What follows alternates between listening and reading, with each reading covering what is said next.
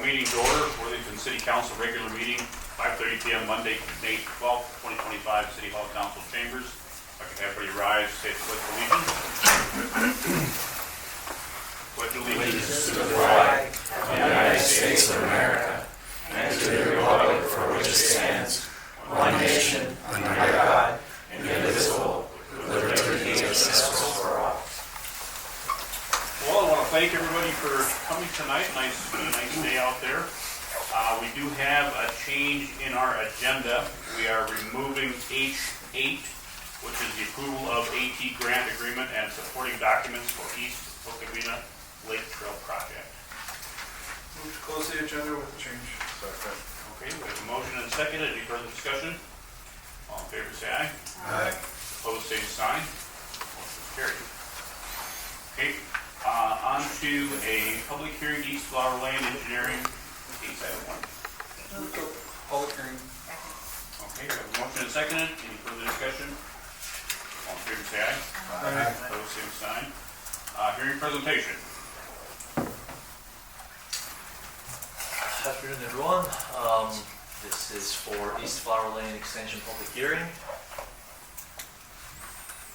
The project objectives are provide infrastructure to support the South Shore apartment development and future development. They align East Flower Lane to serve residential and future commercial and industrial uses. This project was initiated under Council Resolution number 2024-12-94.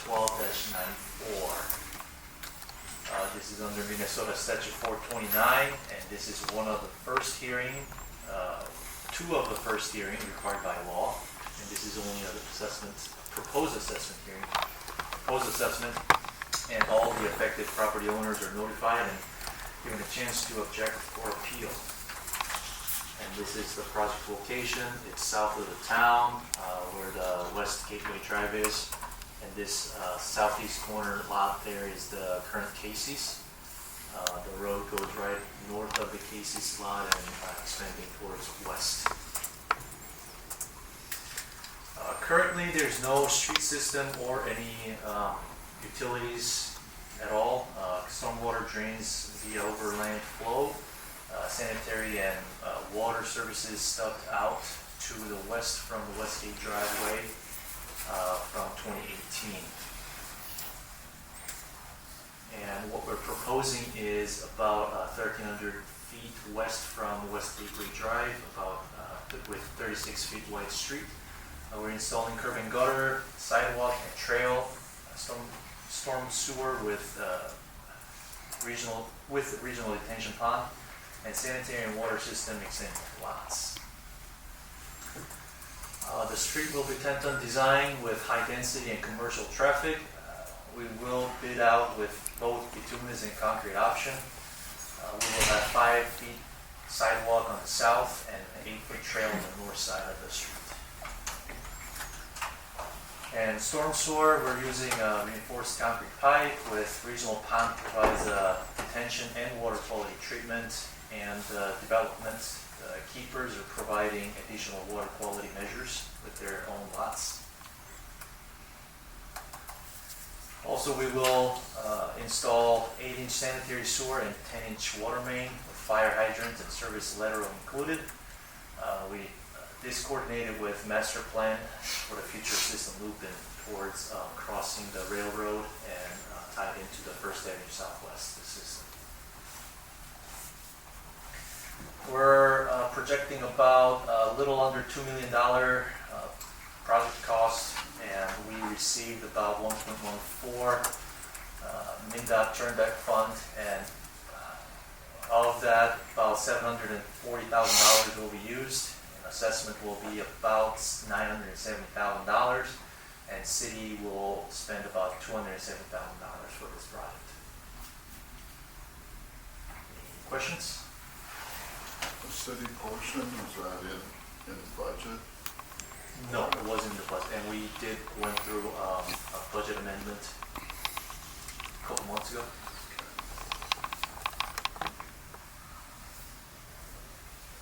Anybody else have anything? Any testimony from anybody in the audience?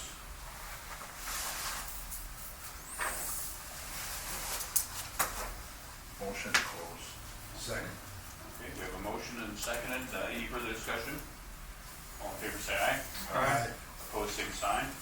Motion carried. Council is requested to pass the resolution, order improvements, and preparation of plans for East Flower Lane extension required by State Statute 429 to proceed with the assessment project. Staff recommends council pass the resolution in Exhibit 1. I move to approve the resolution, or to pass the resolution. Second. Okay, I have a motion and seconded. Any further discussion? All in favor say aye. Aye. Opposed, same sign. Motion carried.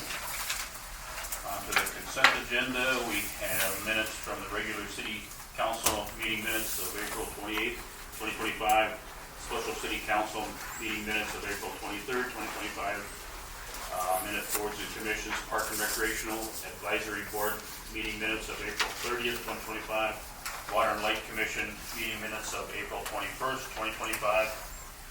We've got renewal application for dance license, Lerman's Event Center, application for temporary on-sale liquor license for the Tenocabina windsurfing, application for parade permit or to block streets for the Tenocabina windsurfers.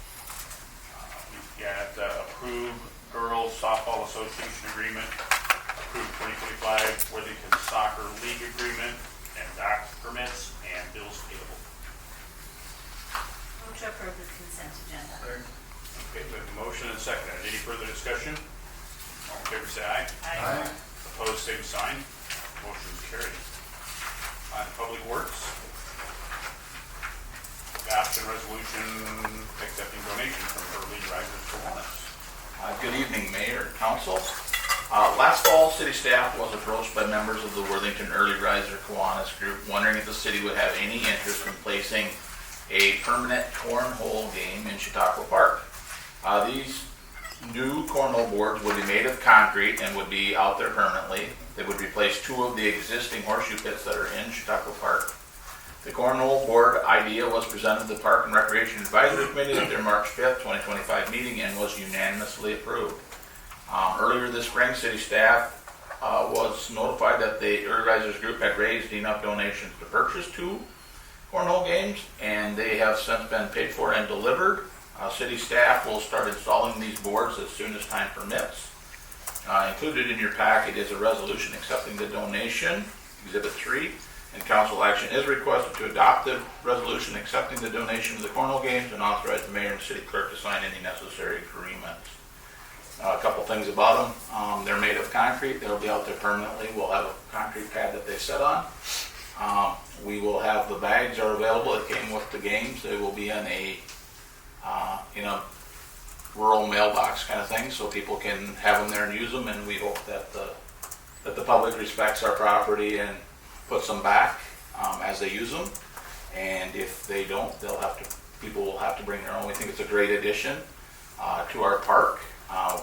Want to commend the Early Riser Kiwanis group. We have a few of them here, as a matter of fact. And one with bags, so it looks like he's in a demo or something. I think they brought them along, so I want to commend them. They've done a wonderful job of making improvements in that park, and we're proud to have them as partners.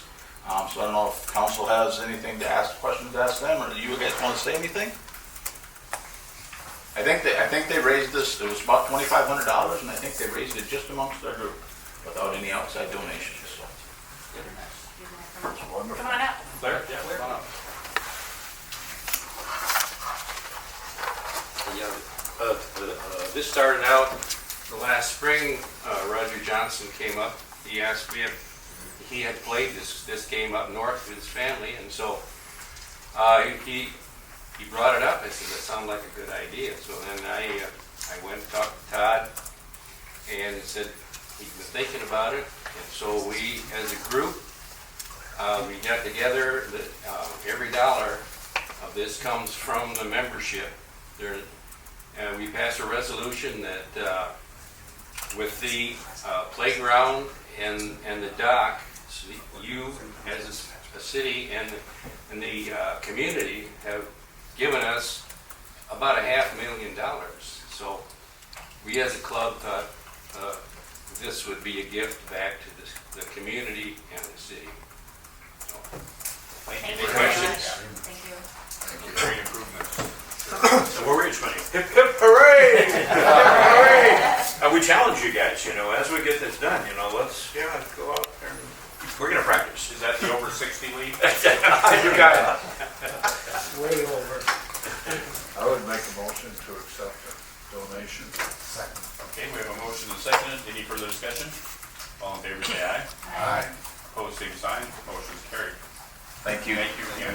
Are they out there already? I thought I saw. The boards are out there, but we don't have the concrete pad for it, Okay. so they will be out there. Thanks, guys. Thank you.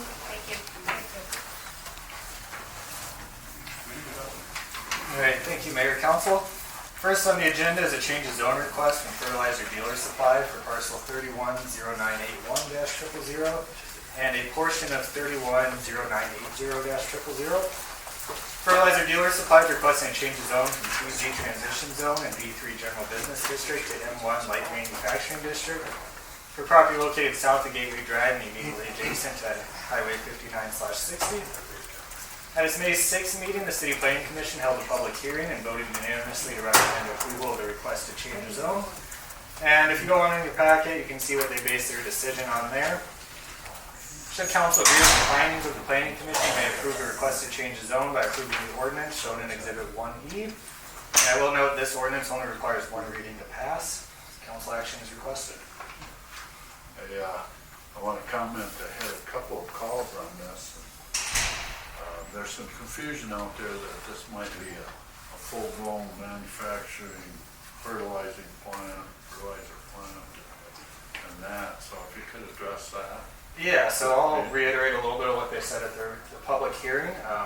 Fertilizer Dealer Supply is primarily a parts retailer, parts specific to fertilizer equipment, some new pull-behind implements, but not a ton. No fertilizer, no chemicals, nothing of that nature. Primarily a parts retailer. That'd be a nice addition there. Absolutely. I know that there was some constituent that they have some groundwater, there's some tile out there that probably would go undisturbed or. Yeah, we've looked into that. We know where that's at. It's not as big as they said, but we're aware of it. It's a private tile line that we're gonna work around, so. And they will be back for a conditional use permit under city code, so you'll see them back here again next month. Question did come up on planning commission whether, Yes. we're concerned about whether it was gonna be a fertilizer manufacturer or if they were gonna stockpile fertilizer products itself on site. And, the company, assured us that they are essentially an equipment, retailer, for commercial or self-application, ag application, of their product. And those types of heavier manufacturing uses won't be allowed under this zoning district that they're requesting here. Anything that's going to be really kind of chemical heavy or process heavy in that regard that would impact surrounding properties is not allowed under the M1 district. You'd have to go to an M2, which is our heavier of our two industrial districts. So. It's a company that's well established and they're expanding into our territory. So it's good to see them into our community. As a former agronomy manager for many years, I'm glad to see you come in. It's going to be very fortunate for all the farmers around here. So, thank you. I'll make the motion to approve the change of zone request. Second. Okay, we have a motion and a second. Any further discussion? All in favor, say aye. Aye. Opposed, same sign. Motion is carried. Thank you. Number 2 here, this is consideration of a purchase agreement for 4 different parcels. And I'm sorry, I should have included a map here. These are the parcels directly north of Bioverse, up there on Research Lane there. In September 2024, Council accepted a letter of intent from Efrain Patino of Mexicano Properties to purchase approximately 8.7 acres of land in the city's Bioscience Industrial Park for a new warehouse center with office and storage space. Mr. Patino submitted a purchase agreement for Council's consideration shown in Exhibit 2. The proposed offer would acquire all 4 parcels at the city's asking price of $247,034. And like I said, that does include currently 4 separate parcels along Research Lane, kind of up in that corner before the road turns. The acquisition will be subject to a conditional use permit and other necessary steps to fulfill the city's obligations in selling property. Council action is requested.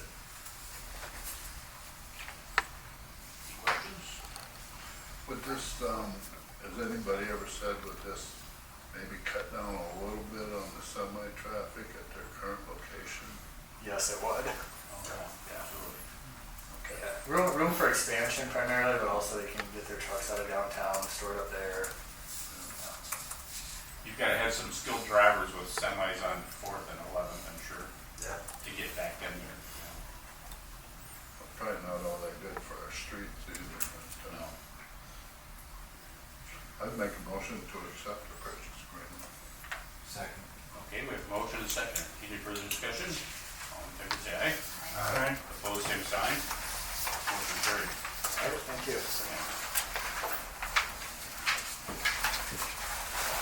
Engineering.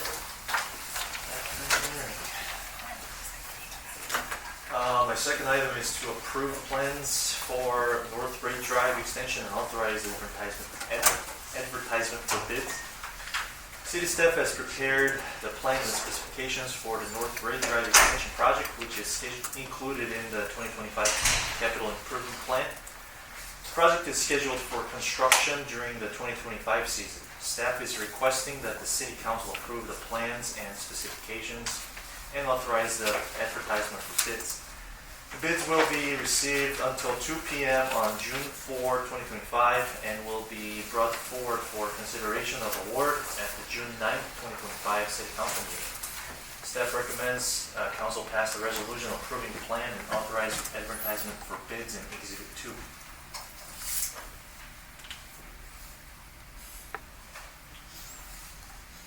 I would move to pass the resolution.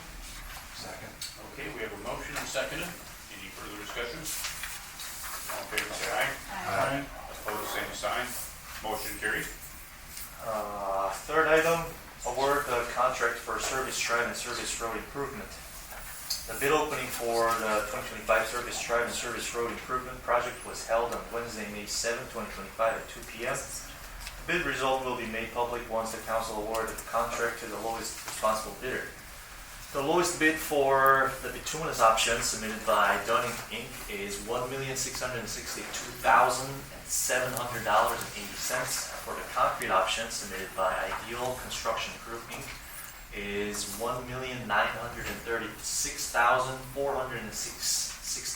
$1,936,468.75. Staff recommends that the council award the contract to the lowest responsible bidder for bituminous option. I wrote bituminous option purely because of the differences and thinking about the assessment. But it's really up to you guys which one to go with. Both are great options.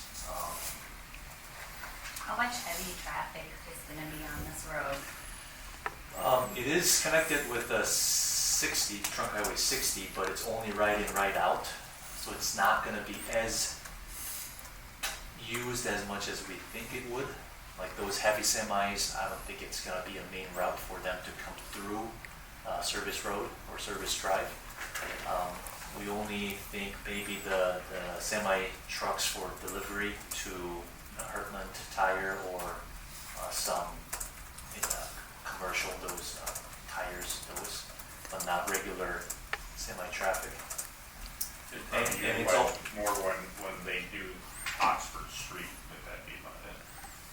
yep, Otherwise, truck traffic, all of a It'll sudden, be- they're gonna be lost and they're gonna end up going into residential with their trucks. right. And it's gonna be a 30-mile-an-hour traffic too. Now tell me again, which street is this? Which street? Yeah. It's a street in front of the Heartland, the south of Heartland Tire right now, just north of Oxford Street, way on the east end, where the roundabout is. Peterson. Viking car credit. It goes to Viking. Car credit. And that's a both road, North Road and the South Road both. Okay. And the difference was 1.9 for concrete and the other one was 1.6, and difference is about just under $300,000.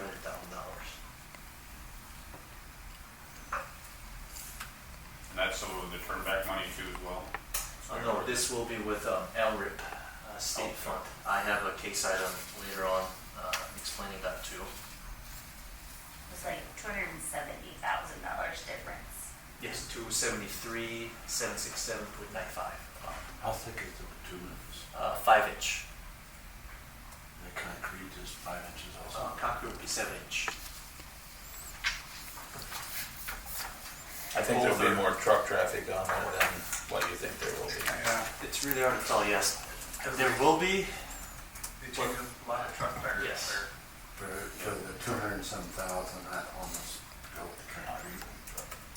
and just note that the $273,000 will be added onto assessment part. And there's only a handful property people to share with, so. Just know that. When Just does, three. would the state facility happen to use that road for their trucks? It's really hard to tell with only right in, right out. The main traffic going through 60 will not go through there. They'll just take the roundabout and go straight east or just use the Oxford. If they're coming in with full loads from that highway north, they'll turn and go right. They come in loaded, they'll go back out Correct. empty on the other road. If they're taking the service road, it will be full semi all the way, especially the north road drive. I think it would be too congested. I think they'll still use their main in and out, from right when they turn off of 60. Too much turning, and if there's too much car traffic Right. along there, they'll be parked on both sides of the road again. Well, there'll be parking out there. I might slow some of the truck traffic. It's hard though that we don't want it to cost the city a lot of money in the long run either. Right. Right. So with I'll just lay out everything. I went to MnDOT conference last winter, and they're not recommending seal coat anymore, but they're not against seal coat. It was just really hard to prove that it's helping or not helping. So right now we're up in the air to do or not to do. So if you didn't seal coat, you would have to just redo the road. Is that what Yeah, you're saying? in 20 years. We'll do that anyways in 20 years, mill and overlay, without seal coat. But MnDOT just didn't have a full support documentation behind if seal coat is helping to extend the life of the road or not. They could probably raise prices up because they don't Right. seal coating. That could get even more expensive. Right. So using city engineer, you're comfortable with bituminous? Yeah, absolutely. And especially when we're using 5-inch instead of 2.5 to 3 inches we've been using before for residential and commercial. We thickened up the 5-inch bituminous too, which should be a lot thicker, a lot more sustainable. Of course, feel confident too. There's a lot of frost boils in front of Graham Tiger. They're usually 3 or 4, pretty seasonal, and whether we go down deep enough, to put a good base on it for bituminous versus concrete. Right. Concrete curb and gutter? Yes. Either way, concrete curb and gutter, yes.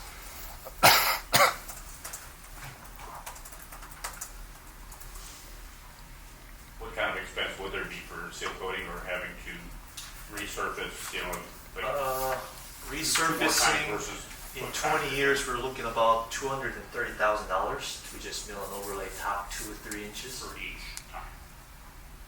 Yes. And you'd probably do it twice the concrete.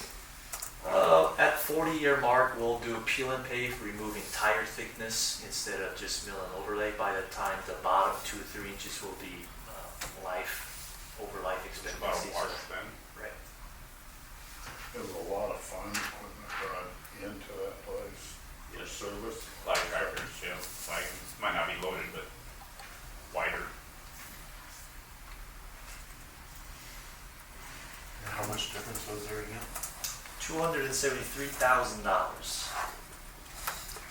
So the first mill and overlay would Cover that. be there. I would go with concrete. I think so too. In the long term, I think it'll be cheaper for the city and for the property owner.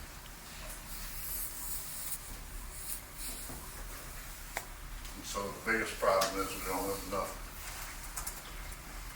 Is businesses to assess, keep the cost down. I don't That's know, what the keep issue the cost down is a right way to explain, but it just assessment will go up. To that spread much. the cost among. Yeah. Instead of like 20, 30, 40 residents, there's only 7 or 6 residents along that street. But one of them is a very big, the Sun Gold Height, that's Right. one of the biggest frontage, and Hertman Tire is double frontage there too, but there's a little bit of reduction calculation, frontage reduction calculation, so that would help a little bit more.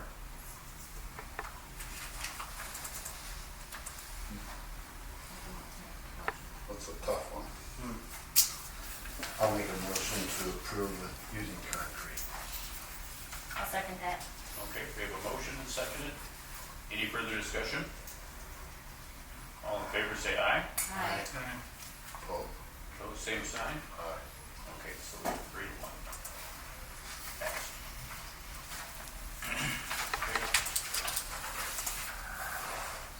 Okay. My fourth item is resolution pertaining to intent to bond for cost incurred in making public improvements. To comply with federal tax regulations and Minnesota State Statute Section 429, the city must adopt a resolution stating its intent to reimburse itself with bond proceeds for project costs incurred before bonds are issued.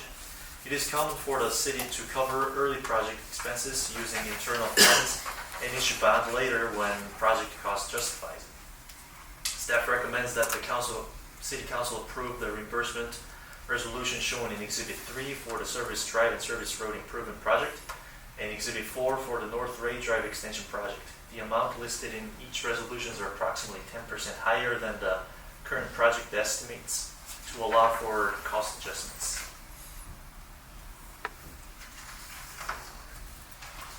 Motion to approve resolution.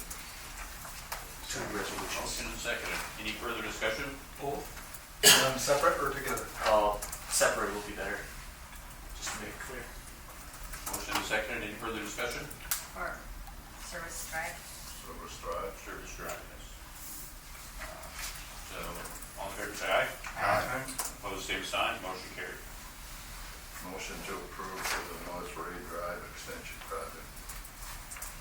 Second. We have a motion and seconded. Any further discussion? All in favor say aye. Aye. Opposed, same sign. Motion carried. My fifth item is public meeting notice for review of stormwater pollution prevention plan. The City of Worthington is regulated under Phase 2 of the Federal Stormwater Program for Municipal Separate Storm Sewer System, MS4. As part of this program, the city is required to maintain coverage under a statewide NPDES permit and implement a stormwater pollution prevention plan, the SWIP. The SWIP must address 6 key areas: public education and outreach, public involvement and participation, illicit discharge detention and elimination, construction site stormwater runoff control, post-construction stormwater management, pollution prevention, and good housekeeping for municipal operation. One of the permit requirements is to hold an annual public meeting to provide residents an opportunity to comment on the city's SWIP. Staff recommends scheduling this public meeting for Monday, June 23rd, 2025, during the regular City Council meeting at 5:30 p.m. at City Hall. The meeting will include a presentation of the draft annual report, a summary of activities completed over the past year, and an outline of goal moving forward. Residents may submit written or verbal comments on the SWIP through June 13, 2025. All comments will be reviewed and any necessary adjustments will be considered for inclusion in the final report submitted to the Minnesota Pollution Control Agency. A copy of SWIP is available at the city engineer's office and online. The city recommends council approve to publish the meeting notice at least 30 days in advance. Second. Okay, motion and seconded. Any further discussion? All in favor say aye. Aye. Opposed, same sign. Motion carried. My sixth item, approval of LRIP grant agreement and supporting documents for Service Drive and Service Road Improvements Project. The City of Worthington has been awarded approximately $1.44 million in Local Road Improvement Program, LRIP, funding from the State of Minnesota for the Service Drive and Service Road Improvement Project. Included in Exhibit 5 is the LRIP grant agreement along with the following supporting documents. Exhibit A, 5A is completed sources and uses of fund schedule. Exhibit 5B is project schedule, workforce certificate, and equal pay certificate. Exhibit 5C is a resolution bond financed property certification. Exhibit 5D is grant application. 5E is grantee resolution approving grant agreement. Exhibit 5F is general terms and conditions. Staff recommends that the council approve the LRIP grant agreement in Exhibit 5 along with resolution in Exhibit 5C and 5E. Motion to approve the LRIP grant agreement. Second. Okay, we have a motion and a second. Any further discussion? All in favor, say aye. Aye. Opposed, same sign. Motion is carried.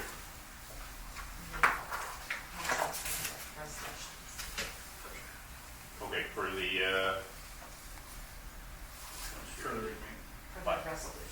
Resolution Exhibit 5C and 5E. 5C and 5E, we gotta do those separately, right? Move to approve the resolution and, or 5C. Second. Okay, a motion and second. Any further discussion? All in favor, say aye. Aye.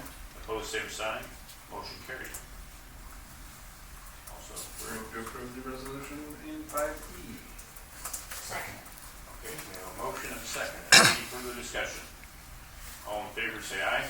Aye. Opposed, same sign. Motion is carried. My seventh item is vacation of utility easement. The City of Worthington holds a public utility easement in the southeast corner of parcel 31-0687-100, northeast of Casey's at 1097 West Gateway Drive, showing Exhibit 6. The purpose of the easement was to cover a sanitary sewer stub that the gas station service line then branches off of. With the recent approval of the plat of South Shore Apartments, this easement area is now in the right-of-way, East Flower Lane, and the easement is no longer needed.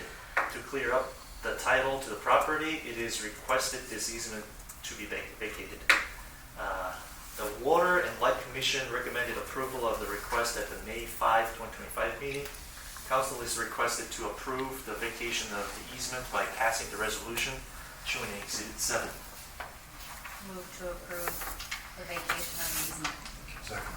Okay, we have a motion and a second. Any further discussion? All in favor, say aye. Aye. Opposed, same sign. Motion carried. Last thing quick, I have a little note about the construction here. 9th Street and 4th Avenue intersection is closed right now and will be closed for about a month or a little longer than a month.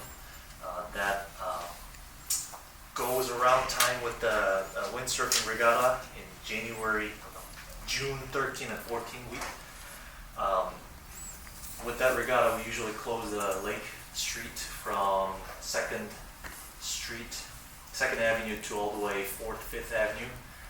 Just to note that during the regatta weekend, the two parallel streets are going to be closed, just to advising using the 10th and 11th Street to go through the town. Thank you, Gary. Thanks. Okay, we're going to be on to committee reports. I have nothing. Amy? No report other than great progress on the trail at the town park. It's really good. Mike? I wanted to bring up during mine is, I think you all got the action alert from CGMC last week. The Senate passed out of their committee the tax bill, and it includes a $20 million cut to LGA, which affects our local budget to around $120,000 a year. That's a 2 to 3% tax levy increased by itself.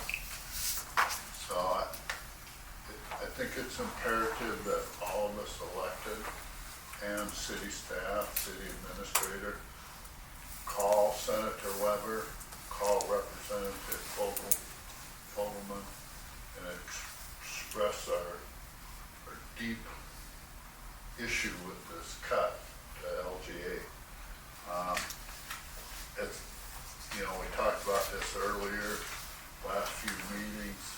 I didn't expect it to come quite this quick, but, you know, our representatives need to hear from us. I don't know if you sent out an official letter or an email or a call. If I were you, I would, you know, and even maybe talk to the area mayors so we can get some, teeth into it. they, didn't touch a home tax credit bill that primarily benefits the metro. They cut that at all. So, you know, it's imperative that we call the effect on real estate taxes. It's a $5 cut per capita in outstate versus a $2 cut in metro. So it's imperative that we express our dissatisfaction. And they want to hear from you. So they want to hear from the electeds out in outstate Minnesota. So thank you. Yeah, thank you. Chris? I just had a planning commission meeting, and you heard most of what that entailed tonight, so, other than that, no report. Motion to adjourn. So moved. Motion and second. Any further discussion? All in favor say aye. Aye. Opposed, same sign. Motion